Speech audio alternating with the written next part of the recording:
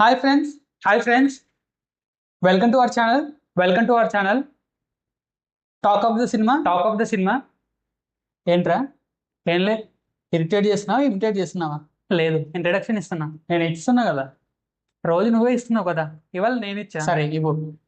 ఇంకేంటి ఇచ్చేది? నువ్వు ఇచ్చేసావు కదా. ఇవాళ టాపిక్ ఏంటో గుర్తుందా నీకు? టాపికా? గుర్తుంది.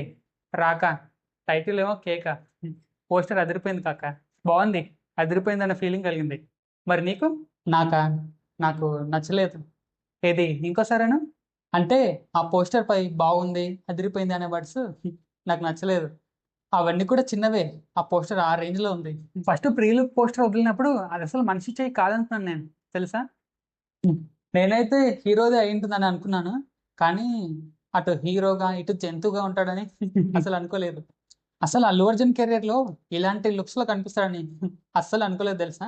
ఇప్పటి వరకు తను ఎన్నో స్టైలిష్ లుక్స్ లో కనిపించాడు, ఇంకా మాస్ లుక్స్ లో కనిపించాడు, కానీ ఇలా ఒక సగం జంతువుగా సగం మనిషిగా కనిపిస్తాడని అస్సలు అనుకోలేదు. నిజంగా అట్లీ గారి ఐడియాలజీ చాలా బాగుంది.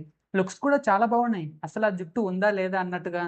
అండ్ ఇది విలన్ లుక్ అనుకుంటా. హీరో అండ్ విలన్ తనే అయితే అల్లు అర్జున్ కెరీర్ లోని డ్యువల్ క్యారెక్టర్ ప్లే చేసిన మూవీ ఇదే ఫస్ట్ మూవీ అవుద్ది.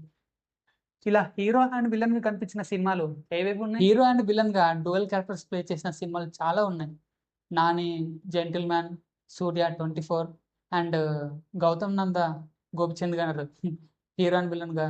నాకు తెలిసినవైతే ఇవి మూడే. ఆ సినిమాలకు బాగున్నాయనే ప్రశంసలు వచ్చాయి, కానీ పైసలు అయితే రాలేదు. మరి ఈ సినిమా ఎలా ఉంటుందో? నన్ను అడిగితే భయం అక్కర్లేదని చెప్తాను.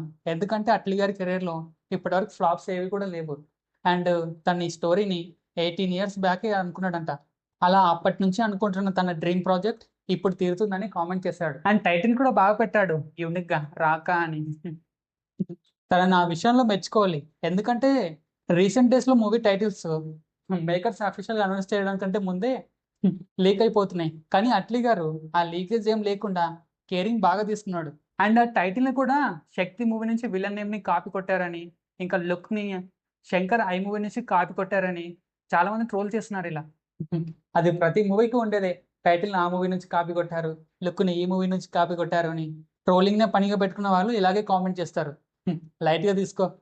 సరే, వాటిని పట్టించుకోకపోవడమే మంచిది.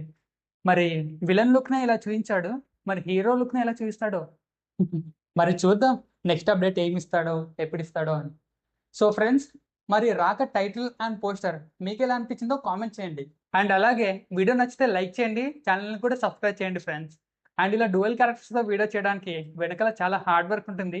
సో వీడియో నచ్చితే డెఫినెట్గా మీ సపోర్ట్ మాకు అందించండి. అండ్ వీడియో లేట్ అవడానికి కూడా కారణం ఇలా డ్యూయల్ క్యారెక్టర్స్ ప్లే చేయటమే. కొంచెం మా కష్టాన్ని గుర్తించి వీడియోని లైక్ చేసి ఛానల్ సబ్స్క్రైబ్ చేయండి. Thanks for watching. Bye friends.